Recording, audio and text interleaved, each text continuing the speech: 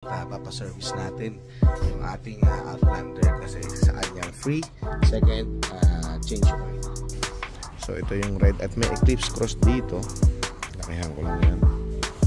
Papagupit kami ni Ross, ni Kuya Ross, dahil may gusto na siyang gupit. Ewan ko ano, sana magawa niya.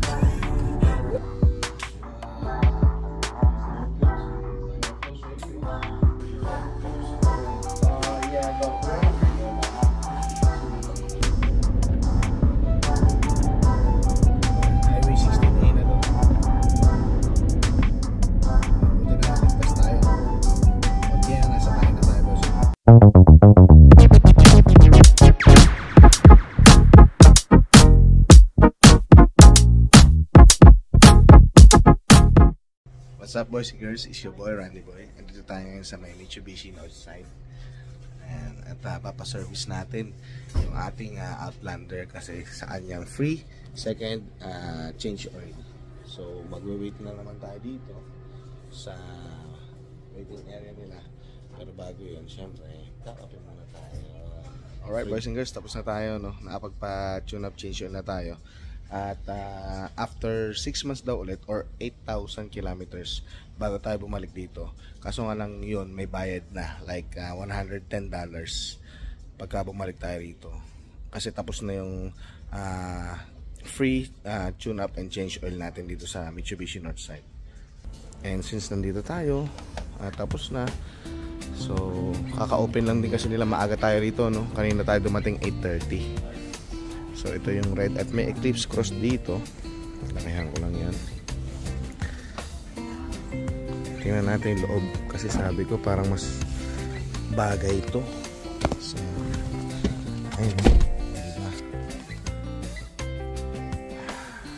Oh. May knob shifter siya. Ito parang mas feel na feel mo yung sasakyan, feeling ko pagka ganito eh. May knob. So may eco mode, may auto hold din siya, no? Ito yung pag preno ka, hindi mo na kailangan magbalik sa park or handbrake pagka ano, kung sana siyang hihinto, aapakan mo na lang yung gas, aandar na siya. Tapos may USB charger siya.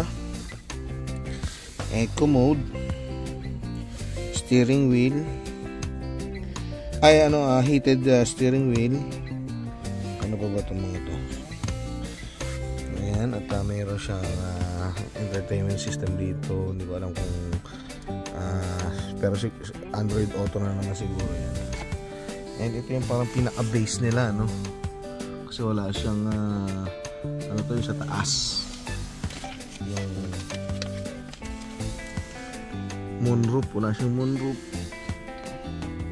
5-seater, diba? Well, ang laki ng inyong salamin.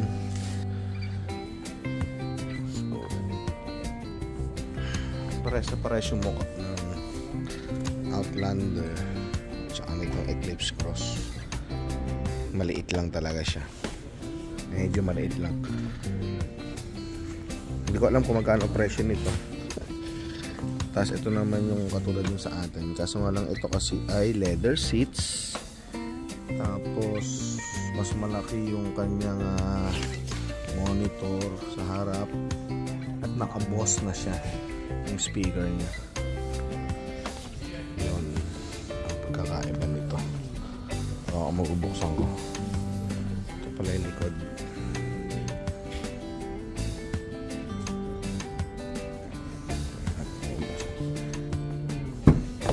So automatic din siya. Tapos meron siyang automatic lock pag pinipindot. Ayan. Meron naman yung space sa likod, oh. Promise, malaki. Mas malaki ito. Siyempre kasi yung Outlander may ano siya, yung third row seat. Ito wala. Kaya mahaba yung bed niya. Okay, let's go. Ang oras ay mag-aalas 10 na. -25. Kaya frozen. Tapos sinabi sa akin na hindi sila nag-car wash. Kasi usually libre car wash, no? Kaso nga lang kasi nga dahil sobrang negative, hindi talaga naglilinis ng sasakyan dito kasi mag-freeze yung mga unang-una yung pintuan, itong doorknob, mahirap siya. Tapos itong mga side na to, pag nag-yelo, mahirap siya ma-operate. Kaya, pero nirotate pala yung gulong natin at another kilometer na naman, or 8,000 kilometer na naman dagdag. Pasok na tayo, lamig. Ang weather, boys and girls, negative 17, feels like negative 22 yata or 24. Napakalamig. Papagupit kami ni Ross, ni Kuya Ross, dahil mahaba na po. Mahaba na. Last time nagpagupit kami dun sa, saan yan? Sa No Frills, No Frills. Kaso sabi ko, namamahalan ako kasi $35 doon. So ngayon gagawin namin, mag-hunt kami ng mura kasi alam ko may $20 na gupitan eh. Kasi nagpapagupit kami kay Kuya Makoy. Kaya kay Kuya Makoy. Shoutout nga pala, Wacky-holics. Yung nga lang, busy siya. Subukan namin magpagupit dito sa ibang barbershop. Ganon din naman eh, isang trim lang naman eh, di ba? Wala naman tayong gustong, may gusto ka ba? Dala mo cellphone mo? May gusto daw siyang gupit. Ewan ko, ano. Sana magawa niya. Ano pa ba magagawa niya sa buhok mo? Sa akin, ano lang, yung bawas lang talaga, as in manipis, para matagal lumago. Kasi susulitin ko yung bayad. Kasi minsan, yung iba, ewan ko, nagpapagupit, parang wala naman na bawas. First stop. Ilang Google review kami nagtingin. 3.5 yun. Tapos may nakita kami 4.9. Maganda yun 4.9. Papeke lang yun Di ko alam. Tinignan lang natin Asan nga ba yung daan? Alam ko yung daan doon sa ano yan, Safeway. Sa Safeway nga yun Kay ate. So nandun kami sa kabila, na-stop lang kami. Ayun na, nakita ko na yung gupitan nandito. Wala pa pala kaming ligo ni Ross. Nagpalit lang. Nagsuot lang kami ng damit. Saka na maligo pagkatapos ko. Kasi sabi ko pag maligo, di malalaglagan lang ng buhok. At least, ayan. Hindi ko alam kung anong gugupitin sa wala naman akong buhok. Hindi na akong buhok ko. Dito sa Kalahu, tingnan natin 4.9 pero $40 daw dito, Ross. 40? Batay, hindi natin tingnan yung yung presyo kung magkano. Basta tayo bumanat. Ayan yung barbershop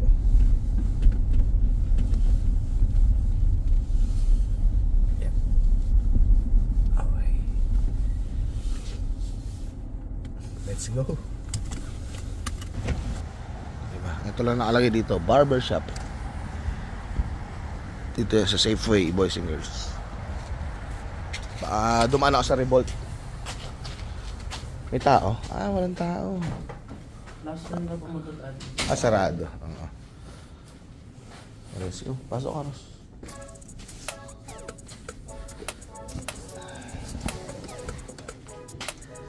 Hi, boss. You open?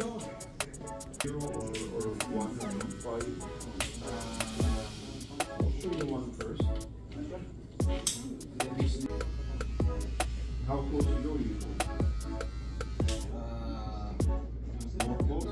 More close with you? May request pa mga paper paid pa na nalaman, boys and girls. Hindi ko alam. May tape pala yung paid, tinitapan pala yun. Para ayaw naman ito. Diba? Ready? Mataba lang talaga tingnan, boys and girls, pero maganda yung gupit.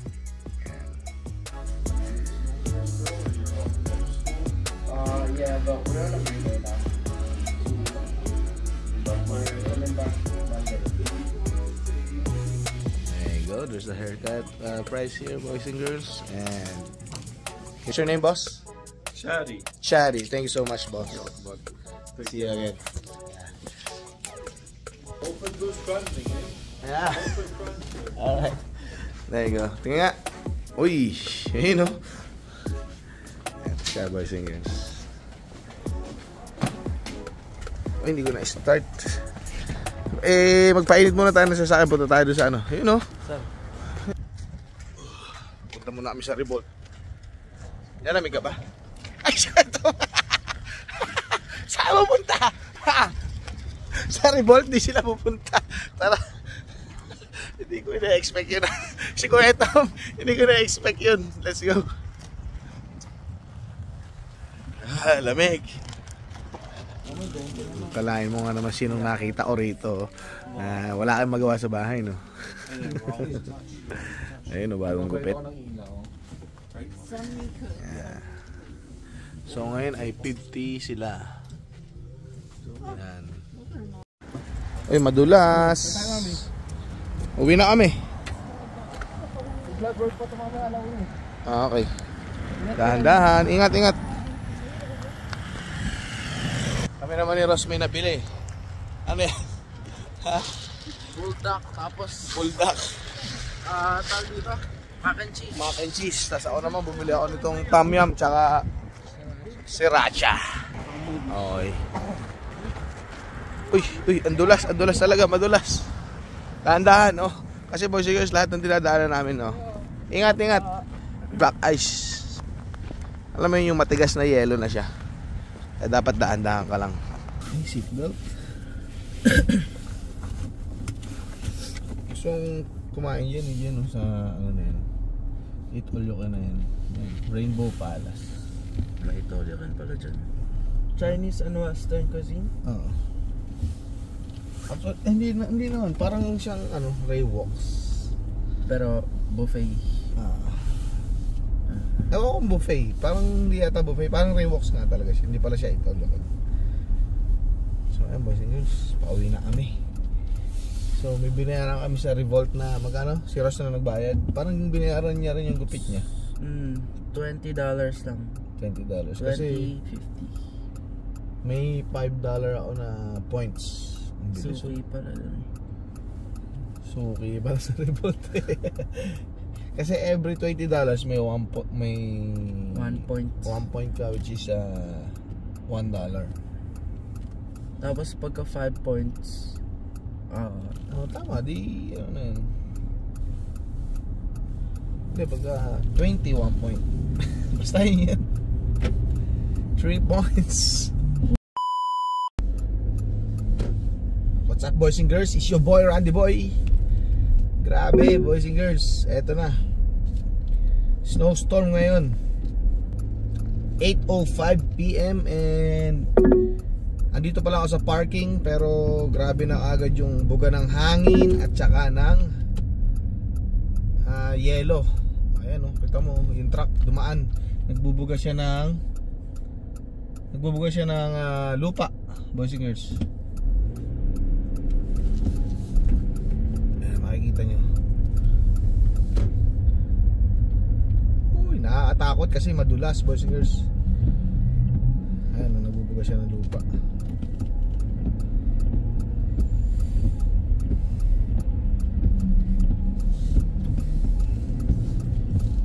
Salubong kasi yung yelo sa atin, no? Pauwi tayo ng Spruce Grove. Ayan, sana ligtas naman lahat. Pero ang weather lang ngayon, boys and girls, negative 1, ha? Negative 1 lang siya. From positive yan. Kanina nag-positive 4 saka kahapon. Tapos biglang bukas, negative 26 agad. So kaya biglang shoot up yung dahil siguro dito sa storm na to. Ang lakas ng hangin, ang bilis ng bagsak ng snow. Tapos nagbasa yung basa yung daan kanina, biglang magpo-frozen. Kaya medyo delikado, boys and girls. Oh, grabe dito, boys and girls, oh, sa Stony Plain Road, ha? Napakadulas ng daan. Tapos ang lakas ng hangin, ang lakas ng snow. Ayan, oh. Ito, pauwi na tayo. Ito yung daan from Edmonton. Pagka left mo dito, papunta na siya Spruce Grove to. Pero nasa 21 kilometers pa yung layo mula dito hanggang sa bahay. Sana naman ay madali lang ang daan doon o hindi pa puno ng yelo. Kasi hindi lang basta yelo, ang lakas ng hangin. Nandito ako sa city, gumagano'n-ganon yung sasakyan. Sobrang lakas ng hangin, ano. Hindi mo kita yung stoplight doon. Samantalang dati kitang-kita mo yan. Parang ma-fog siya na hindi. Ewan ko kung napapansin nyo, ha. Tapos ang lakas ng hangin. Lord, ingatan nyo po kami lahat. Hindi lamang po ako, hindi yung mga kasabay ko sa pagdadrive, pati na rin yung mga kasalubong ko. In Jesus name, Amen.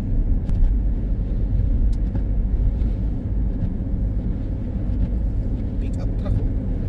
Lakas ng loob nyo kasi ang bigat niyan eh. Kumbaga pang sabak talaga yung mga ganyang truck eh. Lahat ng snow tinalsik sa atin.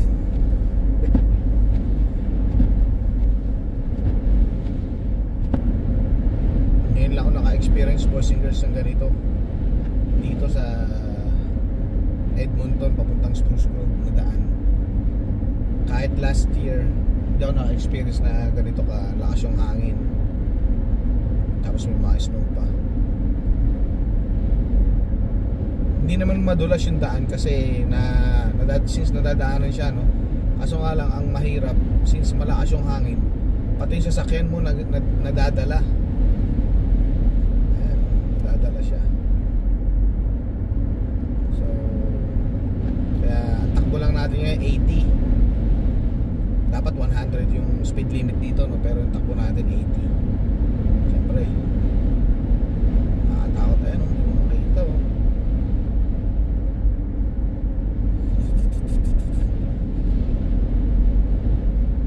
Nakikita ko na maraming mapupula yung yung ilaw. Ibig sabihin magkakalinya lang kami halos.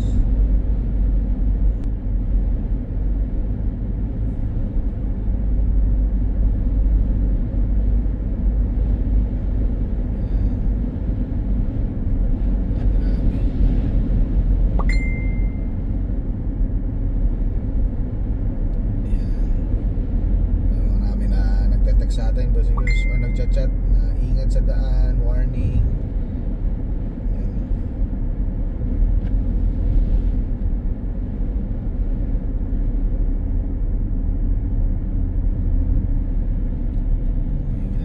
Ba't kaya na tayo, 30 na kami, dito na ako kabilang linya. Hindi ko alam ba't super slow nila.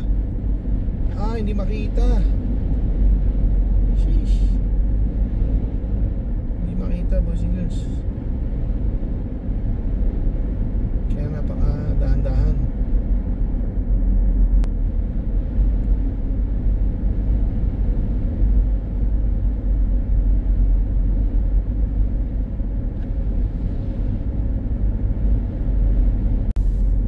Dito na tayo sa Spruce Grove, boys and girls. Ayan, makikita nyo, no? Maliwanag na kasi may mga poste na siya. Kanina kasi kaya nakakatakot, wala siyang ilaw sa... May poste siya, kaso nga lang malalayo yung pagitan. At yung ilaw lang natin yung ilaw ng sasakyan tsaka ng mga kasalubong natin or mga kasunod natin. So, buti naman ligtas tayo, no? Konti na nasa bahay na tayo, boys and girls. Thank you, Lord. Yeah. Thank you, Lord. We're home.